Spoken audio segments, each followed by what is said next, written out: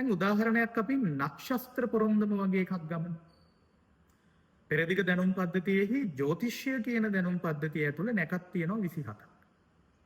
එතකොට මේ නැකත් 27න් අපි ඒ ගණනය කරන එක විදිහක් මම කියන්නම්. අපි උදාහරණයක් විදිහට අපි ගමු පුරුෂ පාර්ශවයේහි කේන්ද්‍රස්ථානයේහි කෙනාගේ චන්ද්‍රයාගේ පිහිටීමත් එක්ක පිහිටන නැකත අස්විද නැකතයි කියලා.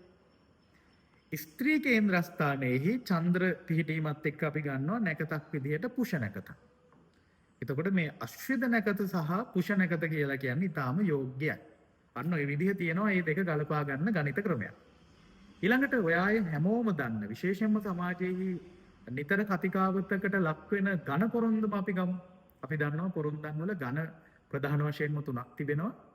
මනුෂ්‍ය ඝන, දේව ඝන, රාක්ෂ ඝන කියලා. දැන් මේ සමාන ඝනයන් තිබීම උදාහරණයක් මනුෂ්‍ය වීම ස්ත්‍රී කේන්ද්‍රස්ථානෙත් ඝනේ මනුෂ්‍ය, පුරුෂ කේන්ද්‍රස්ථානෙත් ඝනේ මනුෂ්‍ය. ස්ත්‍රී කේන්ද්‍රස්ථානයේ ඝනේ දේව, පුරුෂ කේන්ද්‍රස්ථානෙත් ඝනේ දේව. ස්ත්‍රී කේන්ද්‍රස්ථානයේ ඝනේ රාක්ෂ, පුරුෂ කේන්ද්‍රස්ථානෙත් ඝනේ රාක්ෂ. මේ විදිහ සමාන වීම අපි කියනවා ඊටාම සුදුසුයි කියලා. හැබැයි අපි හිතමු පුරුෂ කේන්ද්‍රස්ථානයේහි ඝනය රාක්ෂ ඝනේ වෙලා ස්ත්‍රී කේන්ද්‍රස්ථානයේහි දේව හෝ මනුෂ්‍ය වුණොත් එහෙම අපි කියනවා ඝනය ගැලපෙන්නේ නැහැ කියලා.